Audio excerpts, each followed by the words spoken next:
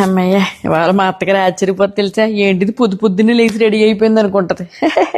ఏంటంటే పొద్దున్న లేచి రెడీ అవుదాం అనుకుంటాను కానీ అంటే రెడీ అవుదాం అనుకుంటే బాగానే ఉంటది. అవ్వాలంటే ఎంత బాధ వేద్దో నాకు. రోజు స్నానం చేయాలంటే చెప్పలేని బాధ అబ్బా. కానీ ఫ్రెష్ గా రెడీ అయితే మాత్రం చాలా బాగుంటది. ఎక్కడుందో ఇవిడు వంటగదిలో అయితే లేదు ఇవిడ. పాపం నిన్న మనం ఇచ్చిన సాక్కి పాపం బిడ్డ ఏమైపోయిందో ఏంటో. లేకపోతే నేను పొద్దున్న లేచి చూసేటప్పటికి కలకల ఆడిపోతుంది కూతురు వస్తుందని. ఈ దెబ్బకి విలవిల ఆడిపోయి ఉంటది. ఇంకా మనం వెళ్ళి అలాగలా 4 పోట్లు పొడిసొద్దాం. మనిషిగా పుట్టేందుకు ఎవరికైనా ఇంత సహాయం చేయరా? ఎందుకు నీకు ఏదో జన్మ? అత్తిగండి. అప్పు ఏంటి వాళ్ళ కళ? పొద్దున్నే రెడీ అయిపోయి వస్తుంది మా కోడలు. అత్తిగండి అమ్మా కూర్చున్నారండి ఇక్కడ. అవునమ్మా. ఏంటండి పాపం ఏదో నీరసంగా ఉన్నట్టున్నారు.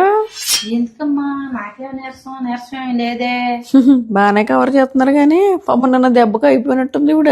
ఏంటో మా కోడలు అటు తిరిగి గుసగుసలు ఆడుకుంటుంది మనసులో ఏంటో.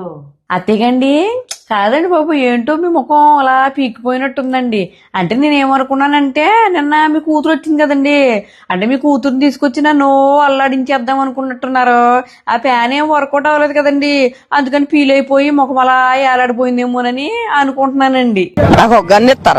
పిచ్చి మొహమా, ఫ్యాన్ వర్కౌట్ ఉందేముంది.